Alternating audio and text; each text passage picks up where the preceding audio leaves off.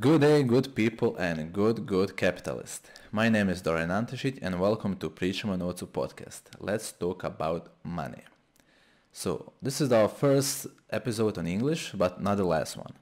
Our today's guest is a German guy, Christian Prehn. He works now as an operational director in an American company Express Auto Group.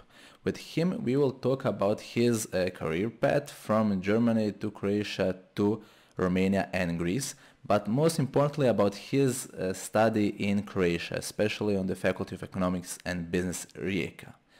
Before we go to the conversation, we will talk about his Erasmus experience in Rijeka, what he did in Rijeka, how did he like it, how he went from Germany to Romania and managed to make a great career there, to Greece and then back to Rijeka.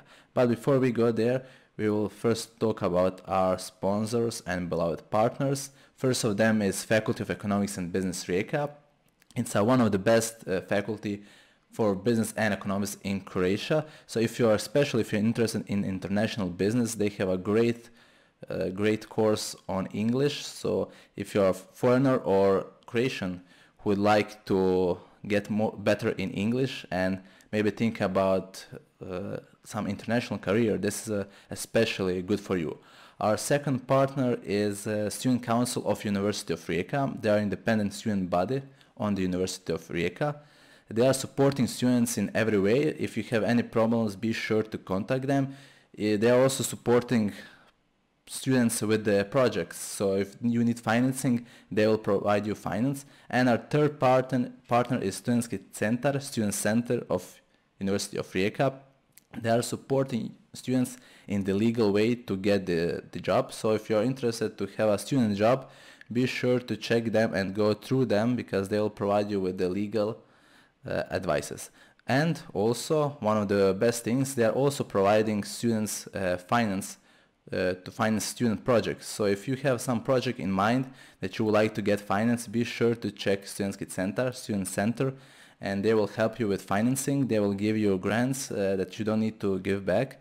You just need to make a great project and make people happy. So thank you once again, and let's go to the conversation.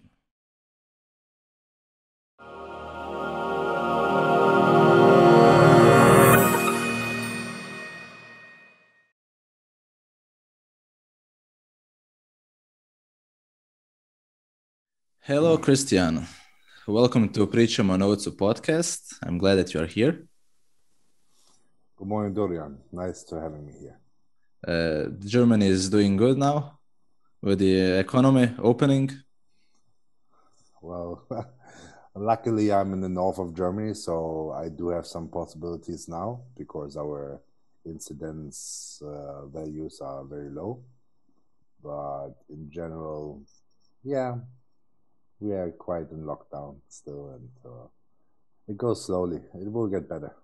Yes, the summer is coming, so we are hopeful that it will get better. I invited you to the podcast because I really like your stories and your career path. Uh, you were studying in Germany, then working in Romania, then studying in Croatia, then working for American company. So can you tell us a little bit of your background? What did you do in your younger age and like the faculty that you were in? Yeah, okay. My CV is quite long, so I will try to get it more briefly. Yeah, to give a short description on what I have done. In my youth, I like to play football a lot, so school wasn't my main concern. So I was a little bit distracted, but in the end, everything got better, and I got more focused. Yeah, and I think it was 2010 when I learned my job to be a businessman for forwarding and logistics.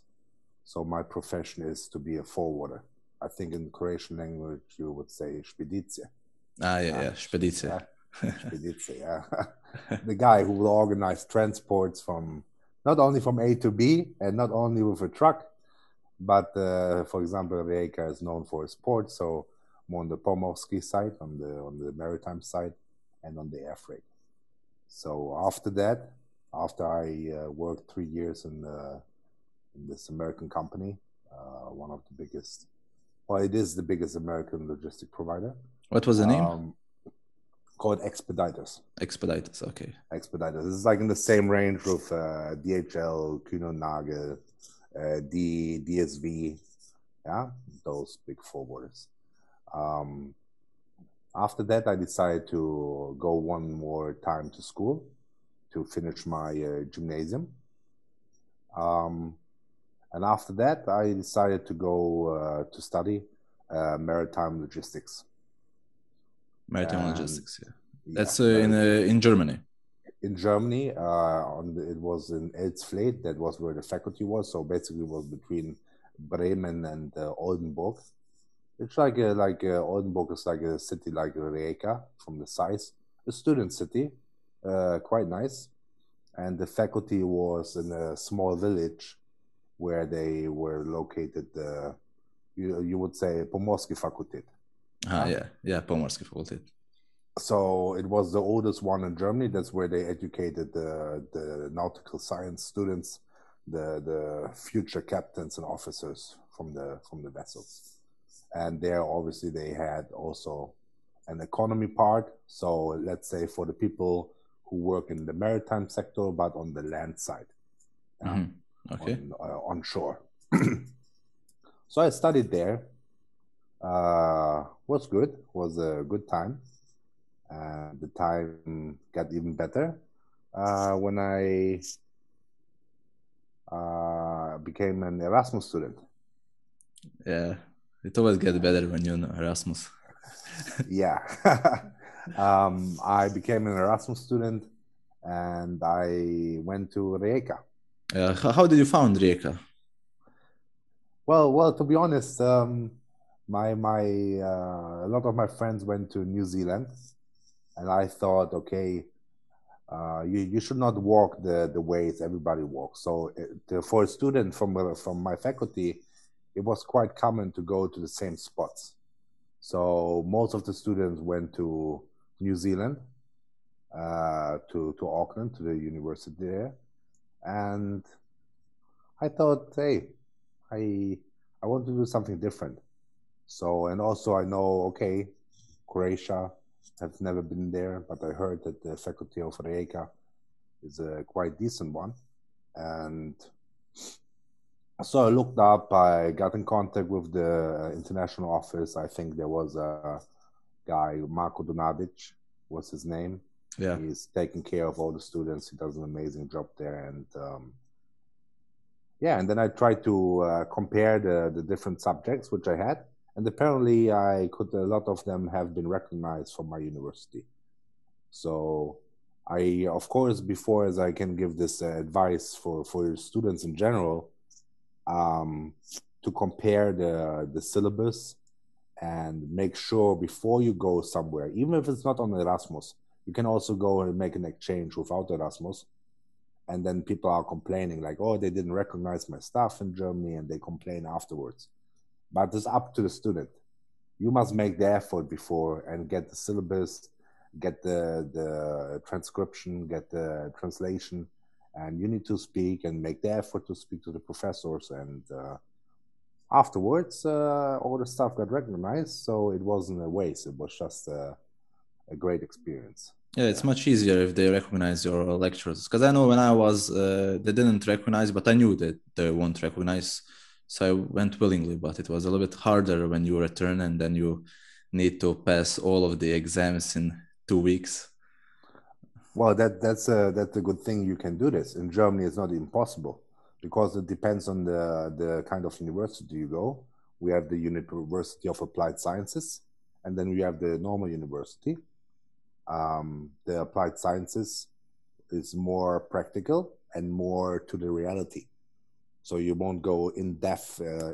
So for the theoretical side, if you think of statistics or something, you wouldn't get crazy, and you would have one statistic 1, 2, 3, and 4. While on the other side, you would only get 1 and 2, and you would make more practical courses. Yeah. Now I got into statistics. That's bad. Yeah, so you went to Erasmus to Rijeka. So how was your experience on Erasmus in Rijeka? Well, I just saw on Facebook, it's now 5 years ago, that I played basketball on Delta in the basketball court. I just saw this beautiful picture which I took with I remember my ex-girlfriend from which I met in Erasmus actually. Um, she always called the container bridges in the port of Rijeka, she called them giraffe, like a giraffe, because when you stay on Delta, you can see the giraffes. They look like giraffes. So yeah. The orange brought ones. A smile up into my face right now. Yeah, how was the experience? Overall, well, Rijeka is a small town. You get to know a lot of people there. The ESN people who work there, I'm still in contact with some of the guys. The former president, I think it was Igor Pavlic. He really made something there which is sustainable, and it also grew every time. And I think in that time we had like 130, 140 Erasmus people when I came there the first time. And that's a lot. And the whole organization, the whole University of Rijeka, as I said, the international office, and it also starts in the administration office with I'm sorry if when I speak about names, when I say just the first name, it's because I might not get the Croatian pronunciation right. So also with the professors, no disrespect here. Yeah? No problem. They understand. I think it was Vladimir Trimic who had to do a lot of work every time. Every half a year he gets a lot of stuff to do, and Marko Donadic, and they are very supportive there. So that's from the administrational side. There was no issue. Every time very helpful. And that's the Faculty of Economics and Business, to be clear. That's the Faculty of Economics, yes. To the IFRI faculty, Ekonomski fakultet, yes. Also, I was on the Pomorski fakultet in another semester, and also there was no problem. Very helpful guys there.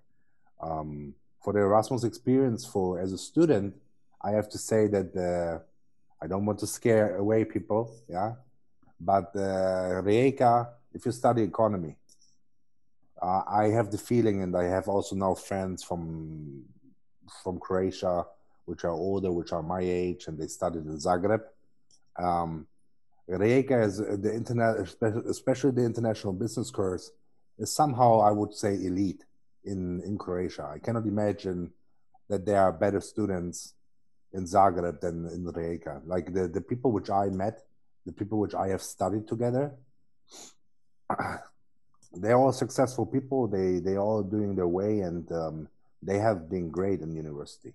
It was always a fight. Like, okay, when I compare the levels, okay, Germany, Croatia, it's a different system in Rijeka than in Germany.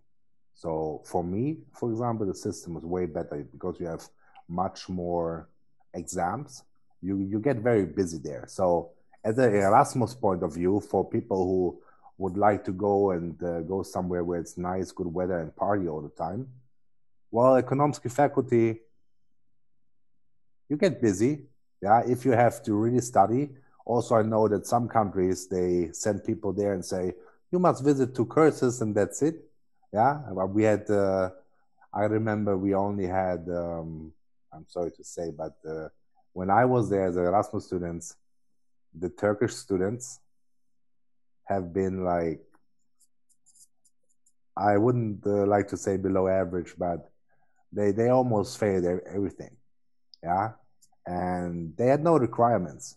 The same, some Spanish guys, they only need 15 credit points. While I, from Germany, my faculty said, okay, you must pass 4 out of 5 courses. I think it's otherwise, it's even harder when you have like low expectations, then you even work less. Because when you have like 30 ETS that you said, then you get really into the studying, and then you are in the routine. But when you have like just like 2 courses that you need to pass, then you get bored. Like, I will do it next week, and then then it comes the period of exams, and then like it's Yeah, you it's really tricky. get out of, yeah, you're absolutely right. You really get out of the study mode. So, but I really like the system there because there are two type of people, two types of students. The ones which are, because in Germany, you don't need to go to faculty, nothing. You can go there, but nobody needs to learn up on the time the exams are coming. But in Rijeka, you have to learn constantly. Yeah. Not too much. You don't have to consume all the knowledge each and every time so much. You will get like different chapters, you will have assignments.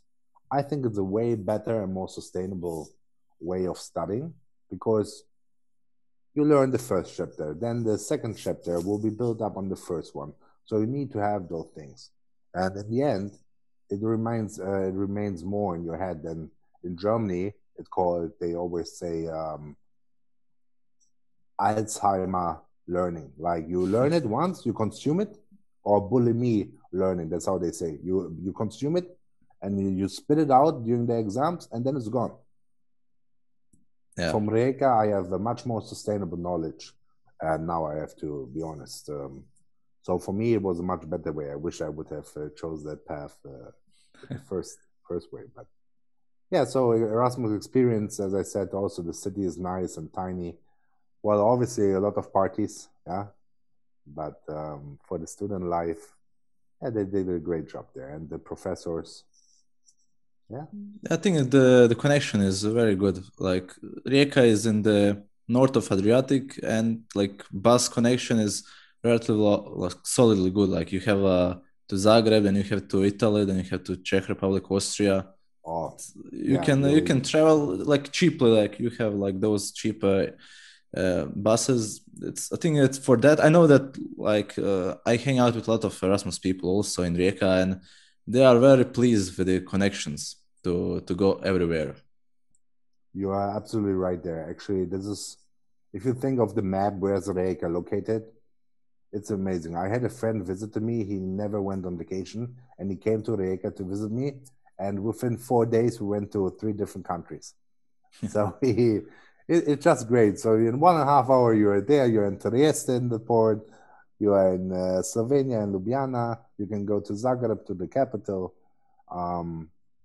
Yeah, you're right. It's a great location, and well, unfortunately, the south is pretty far away. But in the Yeah. north area, I was visiting everything, and yeah, it's a great also touristic area, and you can go patio. It's very nice, especially in summer, and really appreciate it there.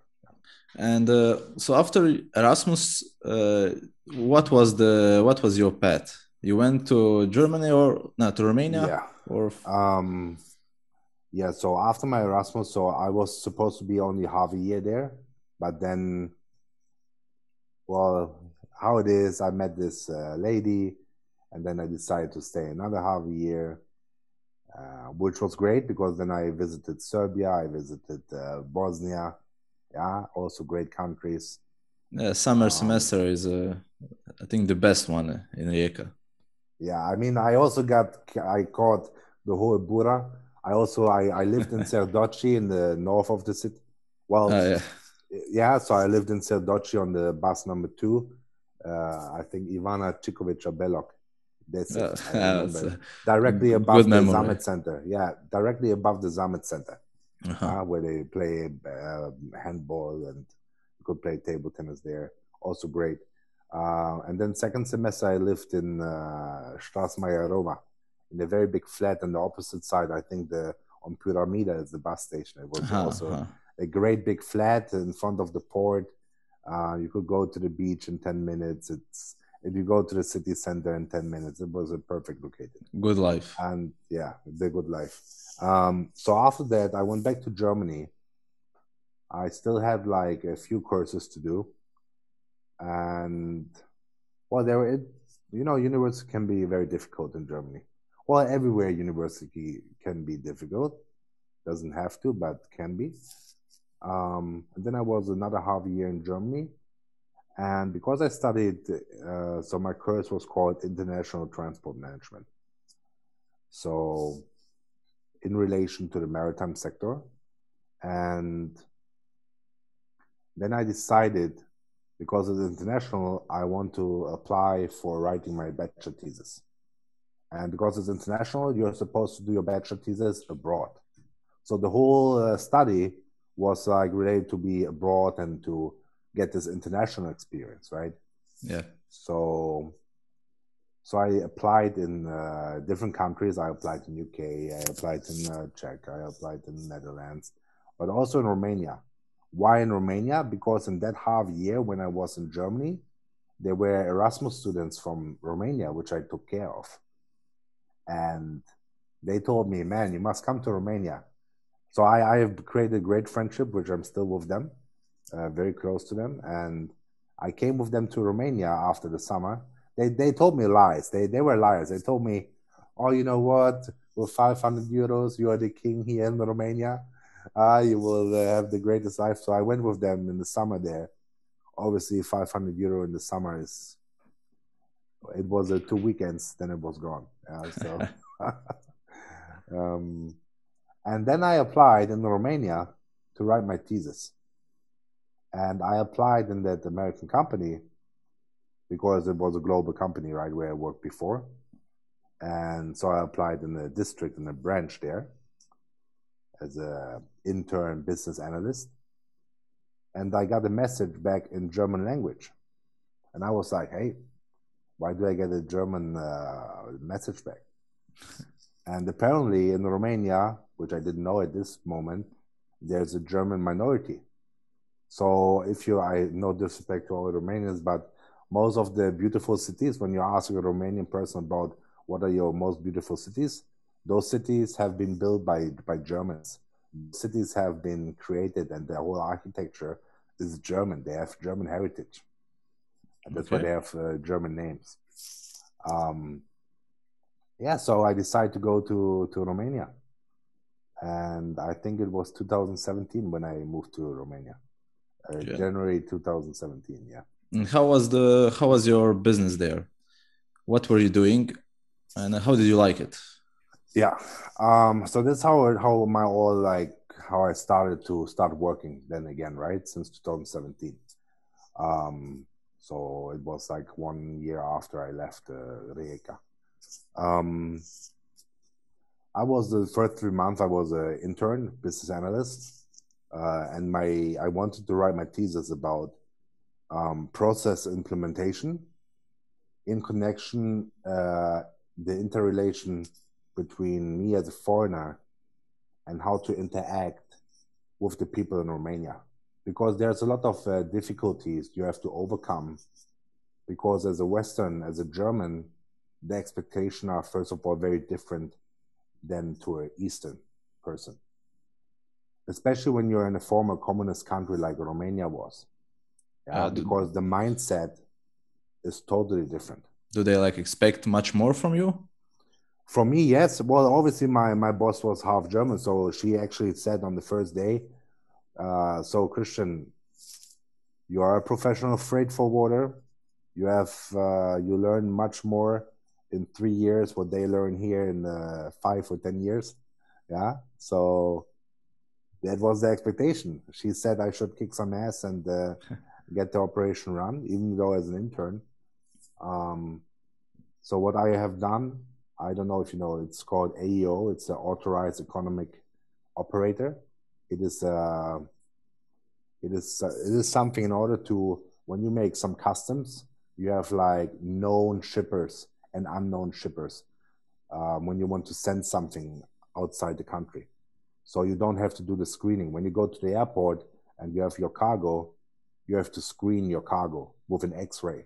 But if you're a known shipper, you might not have to do this because they know you and they can trust you. So I was about to get all the procedures done in order to get this status of an authorized economic operator. Yeah. So I was collecting a lot of data for the customs. I was doing a lot of analytic stuff, and of course a lot of process measuring in order to see where can we find improvements. So after that time, I still had something to do in Germany.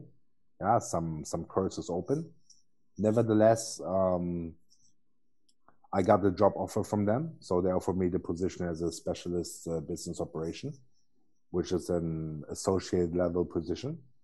Basically, it's a department manager position because you're the person responsible for the whole operation. So all the people there, it's like in German language, it's called der Referendar. So you have the boss here. I don't know if I can. Yeah. You have the boss here. Yeah. And then here's me. And then here's all the other people are below. Okay. I don't have direct power to them. Yeah. But I'm like I give the process. They have to do whatever I say.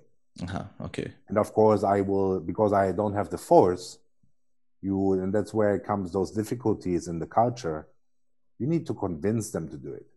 Because I don't have the force to punish them. Of course I can go to my boss and say, oh, they don't do it. But they did because they trusted me. But you have to build up the trust. And of course, with my experience, with my knowledge in that company, it was way easier than if I would have been from outside and have to deal with it. How did you build the trust with them? What I think is very important, especially when you want to get the people behind your back and want them to do something without the force, because that's what I said about the cultural differences here. Because they're coming from ex-communism time, they only know the sledgehammer. They only know the hammer. Mm-hmm. They only know you do this, otherwise you get punched. Okay. And they only say yes, yes, and they do. And this is a totally different approach than what I have learned, for example, in university. I remember the courses of Natalie Rupcic in management, yeah, and in Germany in organization, about how to deal with certain situations. Natalie Rupcic, she had a lot of Apple content in her classes, obviously because Steve Jobs was a genius, right? Yeah. She's a professor. She's a professor of management in the EFRI. Yeah, everybody's complaining about her. Yeah, in the way that it's very difficult, and yes, her course is difficult because her English is so sophisticated. Obviously, as a professor, yeah, but she really kick ass. And for the foreign students, it was like after 1 hour, even for me, you had to get out because your brain would burn, because it was so difficult for us to follow the speed of her language on such a high level. Yeah. You have to on some courses you have to concentrate because the other one he has a lot of knowledge and he wants to say, and if you are not ready, especially if you went somewhere to relax, then you will have a hard time. But if you are ready to learn, then it's amazing. Yeah, and yes, now I got away from there, but yeah, people with from Spain, Italy had huge problems there with understanding what they were talking. Yeah. It was one of the hardest courses, but yeah, for coming back, how I got the people on board, I think communication is the key. Communication is the key, and transparency, because I was the person in charge who would get their order from the headquarters in Seattle, in Washington, in America, and I have to implement them on a country level.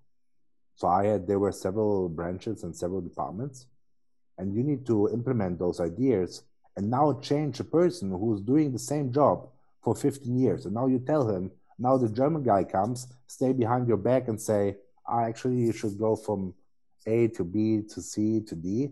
Why do you go from A to D and from D back to B and then to Z? Why do you waste such a time? So you must make it visible to them. You must show them their errors, because it's not enough to just say, oh, you do everything wrong. No, you must show them evidence. So you must come with this academic approach in showing what is their mistake and why are they doing this and why is it beneficial for them. I always like to make the example of the robe where you put your clothes on. If you look in the process, I don't know where my pen is, but if you look of a process, as a robe where you put your clothes when you wash your stuff, right? When they are wet, you have the rope and you put too much clothes on it, the rope will go like this, right? It will hang through. Yeah. So my idea was to get away those shirts because they are too heavy. That's the same with the process. If the process is too heavy, the rope will go down. So explanation, one-on-one conversations, and really open up to them and tell them, hey, this is why it's better for you. Please follow. If you do this, you can try it out 1 week. Try it out 1 week, Dorian. If it doesn't work, okay, I will not bother you anymore. But at least give it a try. Yeah. And guess what? Apparently, they tried it out. Of course, you have to stay on it. As a person in charge, you have to stay on it, because if I don't look what you're doing, you will not do it. But after 1 or 2 weeks, you will start creating a habit. And when you created that habit, it's into it. Yeah. So it's about creating the habits and the communication and the follow up on it. That's the most important part, how to get their trust and how to make them do it. Yeah. And you spent there for, I think, 4 years, right? No, it was 3 years. I spent 3 years there. After 1 year, so of course they had internal audits. And since I was there, it was like one of the worst branches all over the world. I think they were like place 172 out of 174 branches. So then I worked there, and then we had the first audit. So after I already could make an impact, we have been like in the top 100, like around 100. And then in the second year, I got promoted, as a manager district business operation. So then I was officially, because they wanted to empower those department managers or specialists, and also I got another country. So then I was responsible for Greece and for Romania. So then when it starts to get very, very busy, because I had to travel, I was flying around from Bucharest to Athens to Milan, because the regional headquarters was in Milan.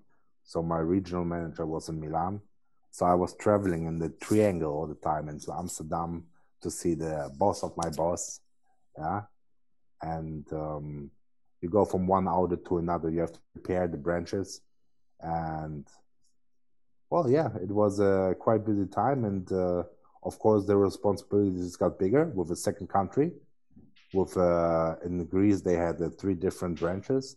One at the airport, one at the port, one in the city. I had a flat in Athens as well, right? So that is always good. Yeah, I had a nice view on the Acropolis, and it was quite close to the office, which was in the red light district. Yeah, because there's industrial area, so commercial places. Yeah, so that was Romania. So and how did you, or why did you choose to go back to university? Well, why did I choose to go back to university? Let's say I wanted to add. So then I realized, okay, in Germany, it was not enough. I wanted to have more economic knowledge, right? So it was pretty much specialized everything, and I thought I'm not ready. So I would like to have some more knowledge on the economic side and get some more theoretical stuff, which I didn't have. As I said, there are different types of universities, right? And then I contacted the office, and they make a council. And because I basically studied half of the program already in the economics faculty, so I had like part of the first semester, second, I had master courses. I had courses from almost every year. So it was just a bunch of different things which I had to study. So they make a council, and they allow me to come there, and to recognize a lot of my stuff which I have done in the past. So I really appreciate this. And well, obviously I had great marks. I made a good impression. First of all, I think I made a good impression to the University of Rijeka that definitely helped. But yeah, I really wanted to go back there. I also applied in other universities, but I really wanted to go to Rijeka because I knew about the system, I knew the professors, I knew the organization. So in the end, it was a clear decision like, hey, if I will do this, if I want to broaden my knowledge and want to learn more about economy and want to learn more basics, macroeconomy, microeconomy, international business, I want to go back to Rijeka. So how was the, like, to study not like an Erasmus student, but like a regular student on the international business in the Faculty of Economics and Business Rijeka? Yeah.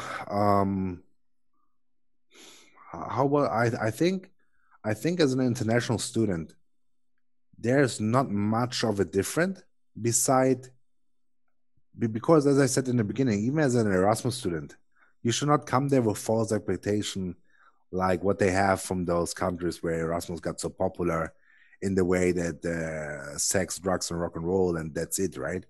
In the Rijeka, it's really studying. Yeah, in the Rijeka, it's really studying because it's such an elite course, this international business. All the people are great there, and yeah, you were not treated different. So everything is in English. The professors speak English. The people are speaking English most of the time in the classes, right? And they are very open to foreigners. So I made some good bunch of friends, colleagues. I met nice people, and the professors, they're not treating you any different than any Croatian students, because they know, okay, those are international students. That's what we are, right? We are international business. We want to prepare the people to be international and be multicultural, right? Yeah. So that's really something they are really open-minded towards this, and yeah. I think that the faculty is trying to have more international students because it's bringing the value of the faculty, of course. You know, you have more international students, you have better program international business, because that's what you're teaching the local students. Like for example, for the Croatians, you know, if they just study international business but without any international people on it, they will not learn as much, because for that business it's important to have the multicultural environment. And person like you, I think it brought a big value for it, especially if it is like active. And did you during your stay there, did you try to, how would I say, to stand out of the crowd? Ah, yeah, it's a difficult question about standing out, but I'm thinking I'm more of an extrovert person, yeah, and I'm able to talk, yeah, and well, obviously, when I remember when I was an Erasmus student, I had such a long beard in a time where there were no beards at all, right? So it was such a, yeah, but of course, I mean, if you somehow want to be successful, not necessarily, but you need to, I don't want to say stand out, but I think I'm one of a kind. I don't know if that sounds good or not, but I don't like it boring. And yes, of course, I was a vocal person. Yeah, I always made fun. I always talked. Also with the professors. Yeah, sometimes was difficult. Sometimes some assistant professors distracted me, or maybe didn't like me, or punished me somehow. Yeah, everything is, but all in the sense of being a student and being a professor, right? Yeah. So everything was in line, everything was okay. Maybe some professors didn't like it too much, especially because I'm a bit older. So not a bit older, I'm older. I started my whole university career later, like a decade later, maybe, or 6 years, because I was working, right? Because I was working before. So of course I had a lot to tell. And as you said, for the experience with the international students, I think I was also always asked actively, Christian, what's your opinion to this? Or Christian, tell us how it is in Germany. So it was important to them, and I think that's was beneficial for both. Yeah, also to hear for the people, because that's my overall critics on Balkan would be that, if there would be any critics, it would be that the people still think Germany is like a wonderland. Yeah, it's the country. The same in Romania. They asked me, why did you come here? I said, because it's a great country here too. Yeah, you can make also money here. There's no need to come. And I think people who are successful and are willing to do something, they will be successful in Croatia and Bosnia and Serbia, even Kosovo. They are successful people. It's about your own drive. So, yes, sure. If you think you personally you're not good at something, and in Croatia you might make 5,000 kuna, and yes, then you can go to Germany and do a shitty job and get maybe 2,000 euro. But in the end, those 2,000 euro will not bring you forward in Germany. Yeah, because the living costs are way more expensive. Yeah, the same in Romania. If you're a stupid person from the village, and you're not stupid by nature but uneducated and lazy because you got raised up like this, yeah, because maybe you belong to a certain minority, and the only work which you know is maybe to steal something. So I have lived there, right? So I know all kind of people there, and I was not only in a bubble. I went to the villages. I met with those people. I have friends who are lazy guys from the village. So they think they go to Germany, everything is great, but no, they will live in poverty also in Germany, just on a maybe different level with more benefits from the state. So that's it.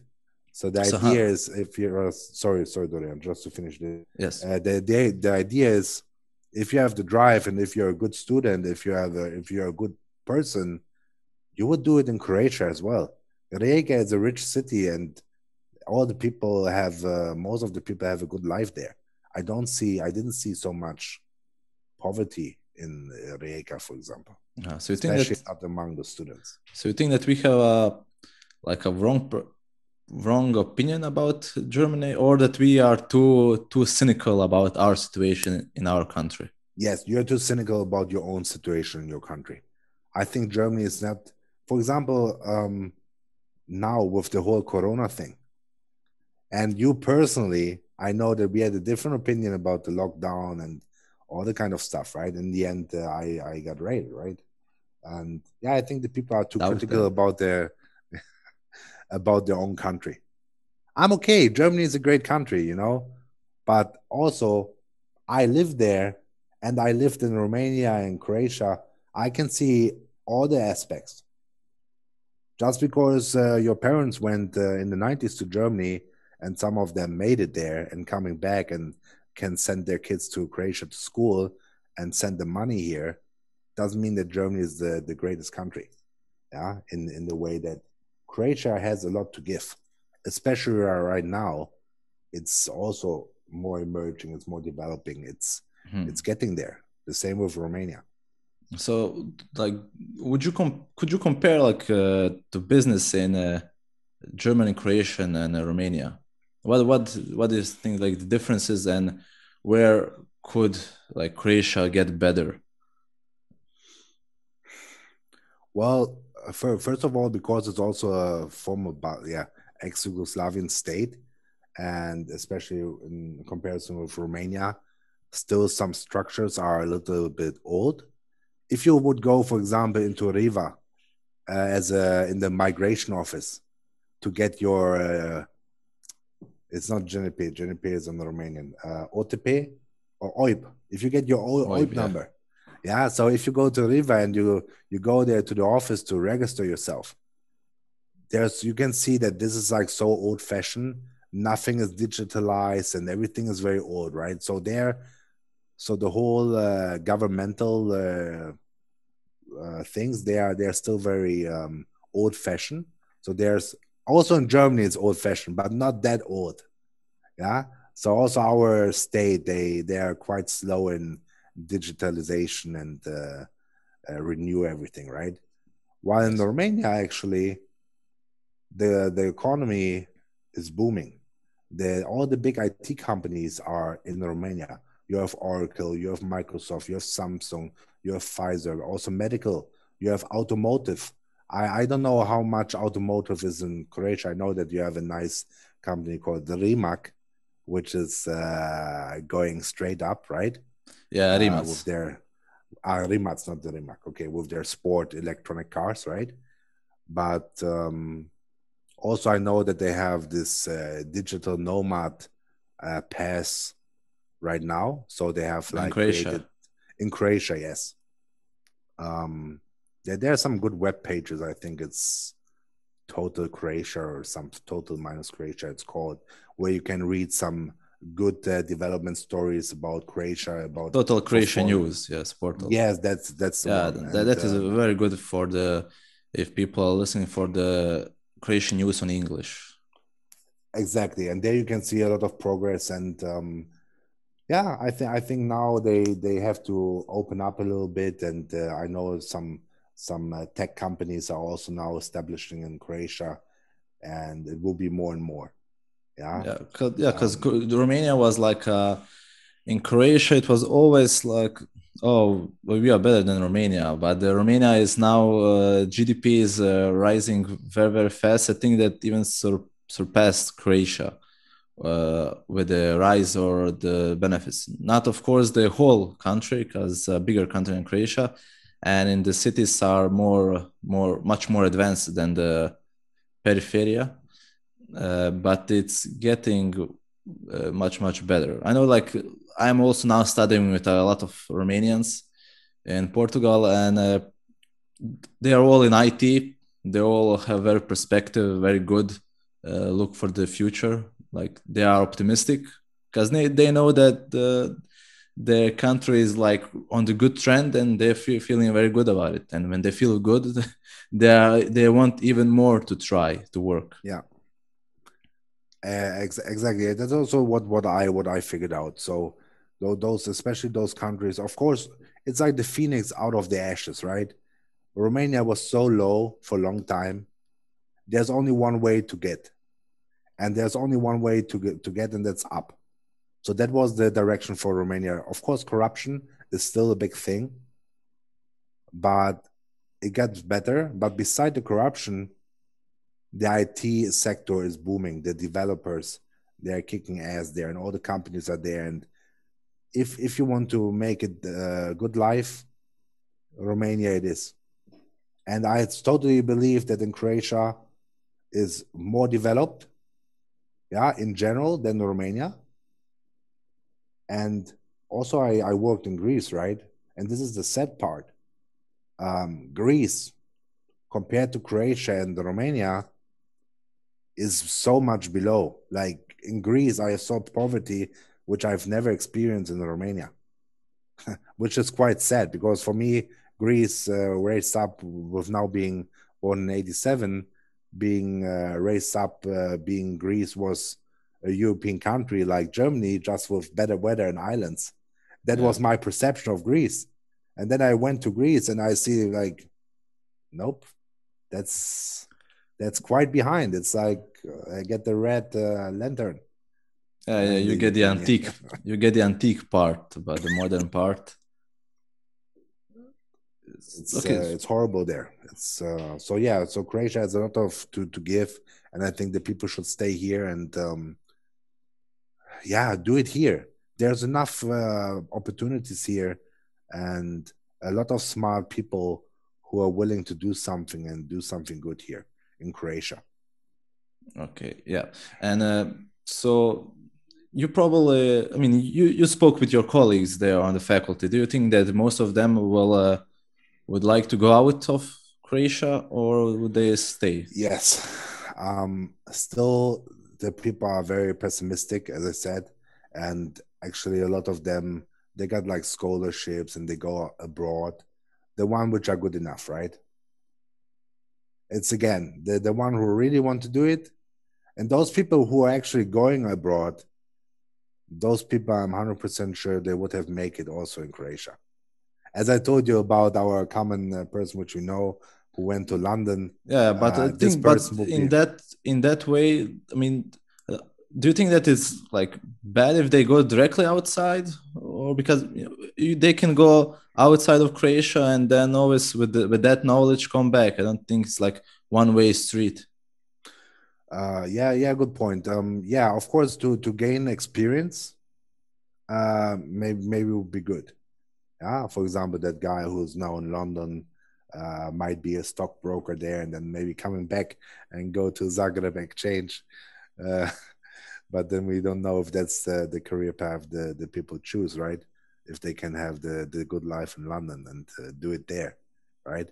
But it's a pity, it's a waste. It's a waste of talent, which now moves to UK instead of being supported in Croatia, because the people are not willing to learn. So nowadays, and the same for Romania, the people are not willing to learn anymore.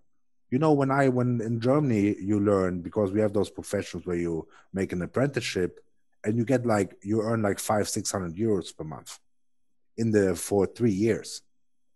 In Croatia and the same in Romania, all you young guys after university, oh, now I have to make money. I want to make money. And you are not willing to work for 4,000 kunas because you think, oh, I have my master's degree. Nowadays, everybody should pay me 2,000 euros. Oh, and how do I get 2,000 euros? Oh, I need to go abroad to get 2,000 euros. You see? Because people are not willing to learn anymore.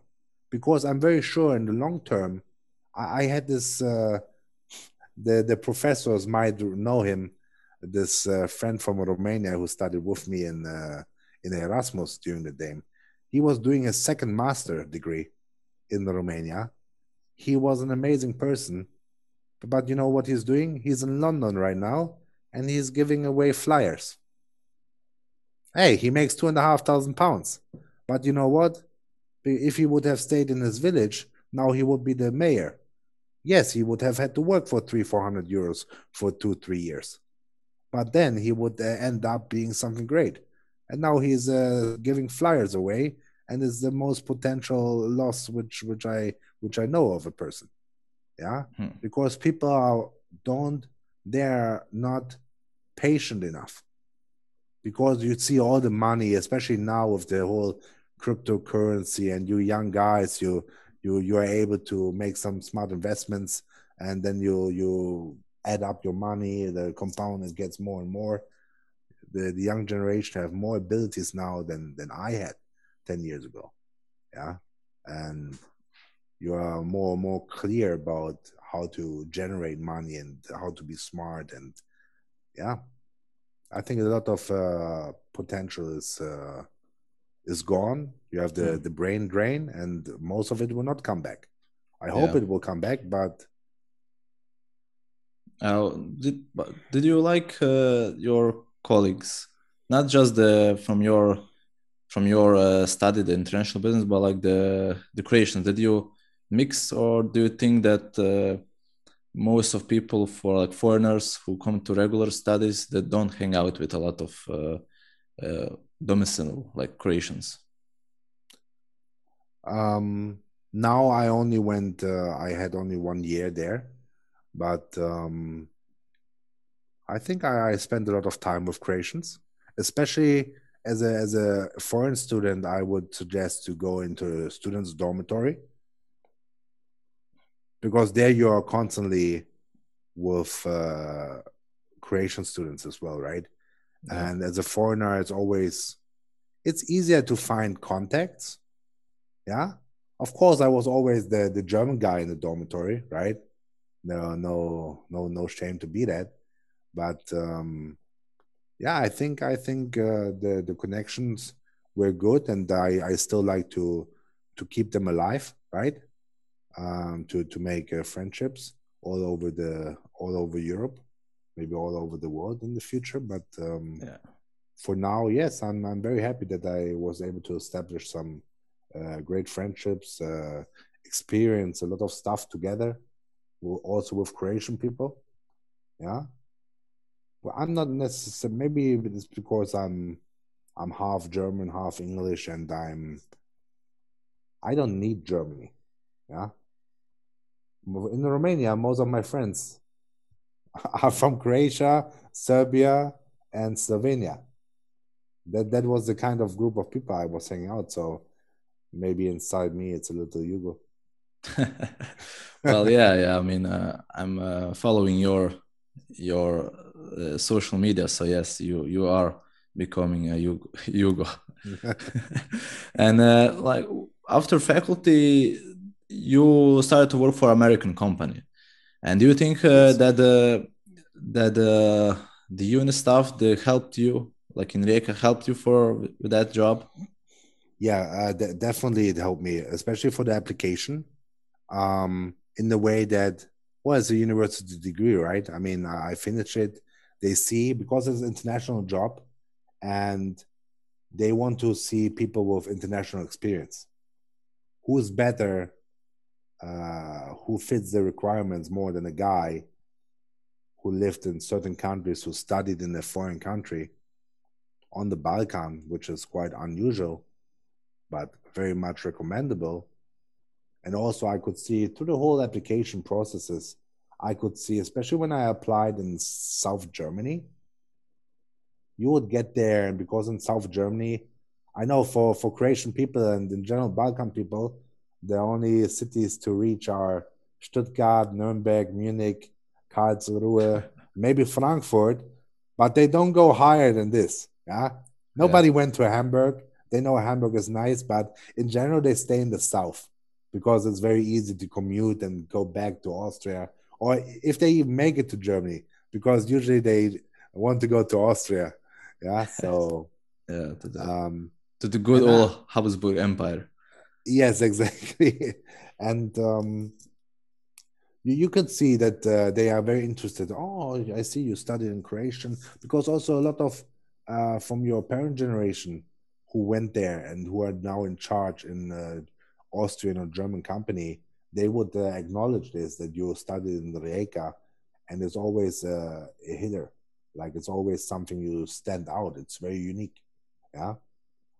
And it gets you into the conversation. So I think it's very, to study in Germany on a random University of Stuttgart or whatever university it is, it's something normal. Yeah, but studying somewhere else, studying on the Balkan University of Rijeka, for example, I think it's pretty like a unique thing. And it also means you are able to adapt.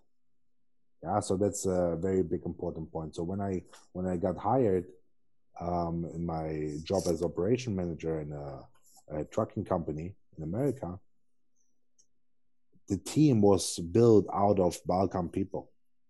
Not so much Croatian, but there were some Bosnian, Serbian. I even had an interview with one of the guys from my faculty, which I studied together with. He made his master's degree in Rijeka, and I invited him for an interview. Didn't work out in the end, but was not about. It just didn't fit. Yeah. Yeah. So yeah, definitely it helped. My boss really appreciated, and it definitely helped to see this international kind of view, and also what I learned in the subjects which I had. It gave me a better angle on what I'm doing at my work. Yeah. So you are now doing also in the logistics. So you really like the logistics Yeah, part. that's my path. Obviously, I can now, with my current degree, I can spread, because that's why I chose it, right? Because I spread my knowledge, logistics, which I was very specialized, and now I added all the business stuff and the more general knowledge. I remember with this professor, Vinko was his name, a very hard dog, but amazing, super smart guy, super demanding. But that's what the students need.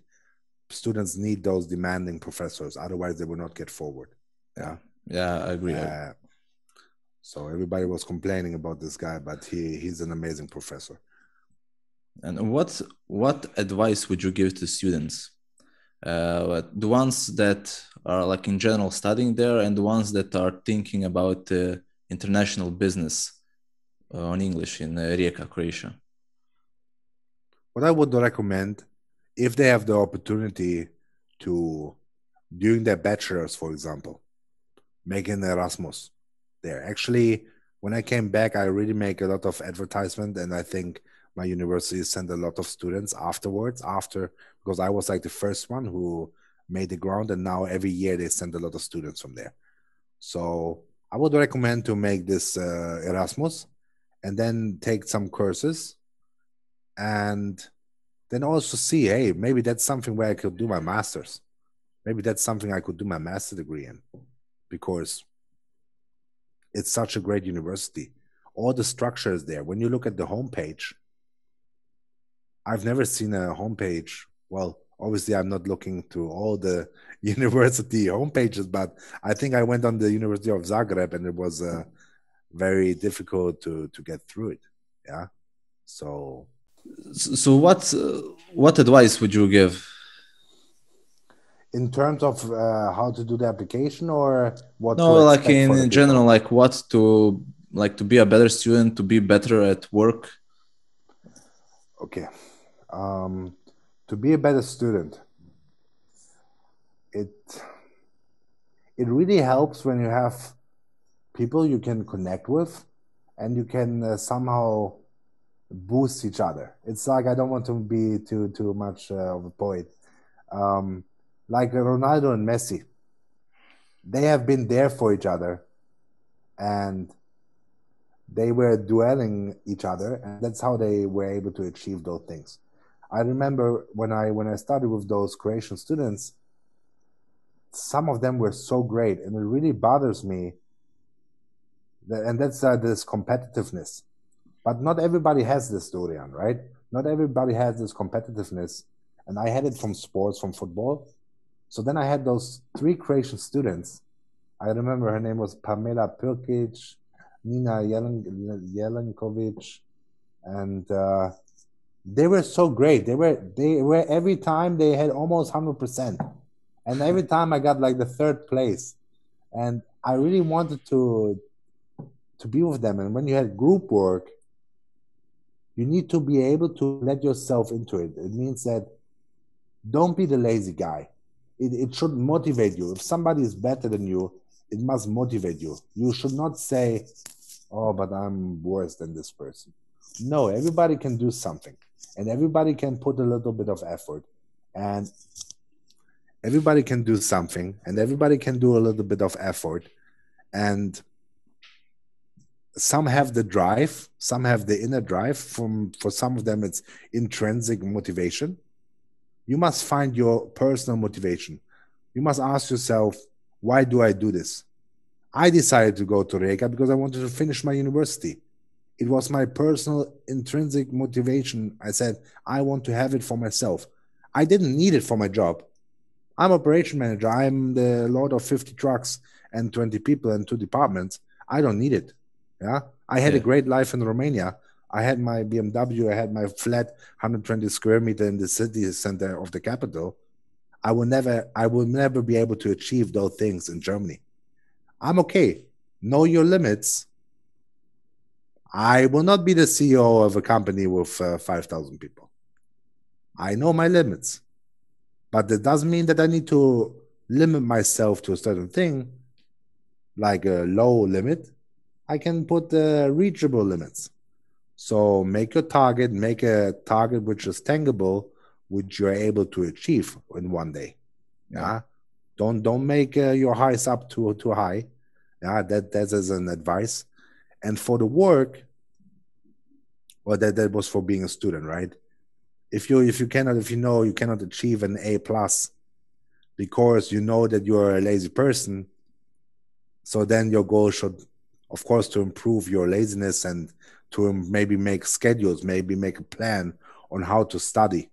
But that's what I'm saying, that the system in Rijeka, it's better for a lazy person who needs to have the pressure of learning constantly because of the constant examinations, right? So that's a good thing, because that's why everything is scheduled. It already helps the lazy people. Yeah.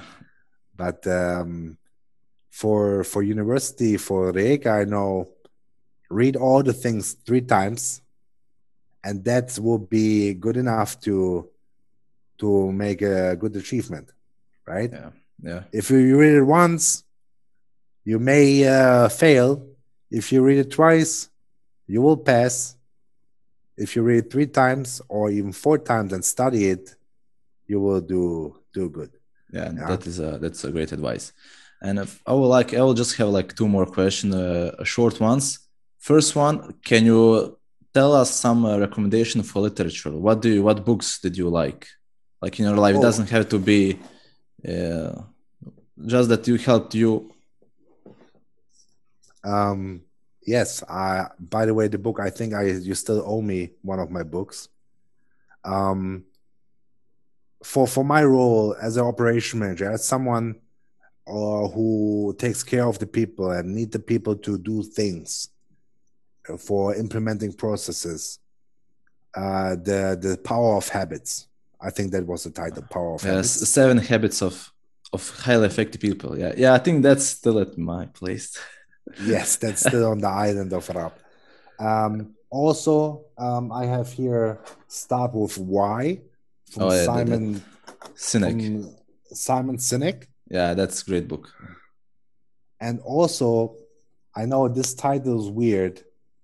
I have it in German language. How to Make Friends. Dale Carnegie.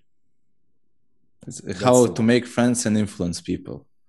Yes. Yeah, that is a good one. With start with why is like one of that's it. Because also when you think of a process, if you think of process implementation, of seeing a root cause, on seeing things, why things are going bad, you always, there are certain methodologies in the Six Sigma, in lean management. For example, the 5 whys. If you want to get to a root cause, you can either make a fishbone diagram and you can see different causes, yeah? Or you could start with the 5 whys. Because the reason why your tire was broken when you make an accident was not because, or why did you come late? Or because you had an accident. Why did you have an accident, Dorian? Well, because I got a flat tire. Why did you have a flat tire? Oh, well, because I didn't make the inspection. Okay, so why you didn't make the inspection? Because I didn't have time. Why you didn't have time? Because so when you ask people why they ain't doing things, every time they will ask you, I didn't have time. Yeah. Right? This is always, but this is not the real reason. So that's why you have to go and dig in. So don't be satisfied in your future career with, oh, I didn't have time. No, I didn't have time means you didn't organize yourself correct. Yeah? Why you didn't wear the iron shirt today? Oh, I didn't get time. Yeah, because instead of going Monday to the cleaning, you went on Wednesday when it was closed. Different priorities in life. Yes.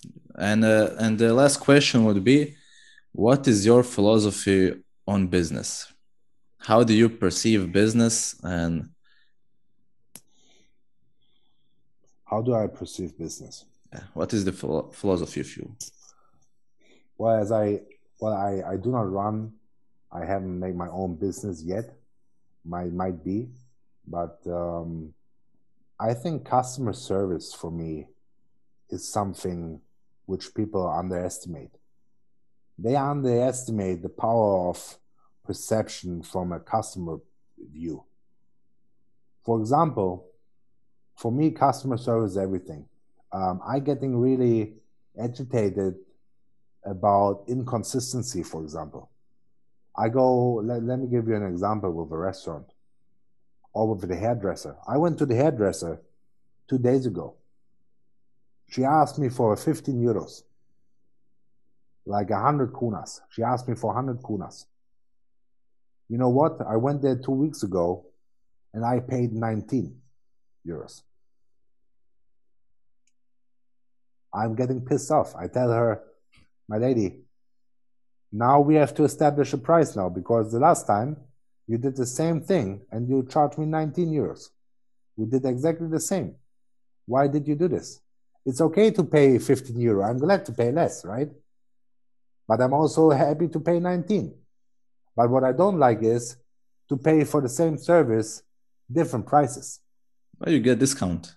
It's your regular customer. Well, that was not the reason. The reason was just because they make the prices like how they wish. Huh. So inconsistency, customer service. From a business perspective, be consistent in everything what you do. Treat your customer every time the same. Never make exceptions. Unless, maybe you heard of the McDonald's accident which I had. If you are a regular client, and I mean really also a special client, you must be flexible sometimes. Yes, being flexible is the opposite of being consistent in everything you do, but also you must have the finger feeling. You must have the feeling in the finger when you are when you step away from your 100% consistency, from your process, and do something special, as special exceptions. Because it's a phrase, but well, I can't translate it in English. The exception is confirming the rule.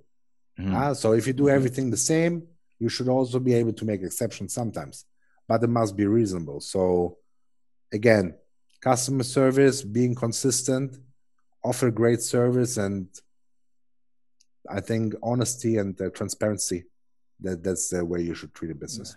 Transparency and making your prices and whatever it is. Yeah. Okay. Thank you very much, Chris, for this conversation. I really enjoyed it. It was very smooth. So I hope that the listeners will like it, the students especially. If you are interested to study international business, think about this faculty, about this routine, and this course. And Chris, one last message. Are you for me or I for the people? Guys, whoever would like to apply to every university, and you need some more information, so of course, Dorian has my contacts. You can always write me on LinkedIn or on Facebook, maybe more on LinkedIn with my real name. And yeah, always open for questions. And yeah, it's a pleasure to be here, and had a great experience in Rijeka with the faculty, with all the professors, and I can just recommend it. Okay, Dankeschön, and see you later. Goodbye. See you later. Thank you very much, Dorian. Fala. Ciao, ciao.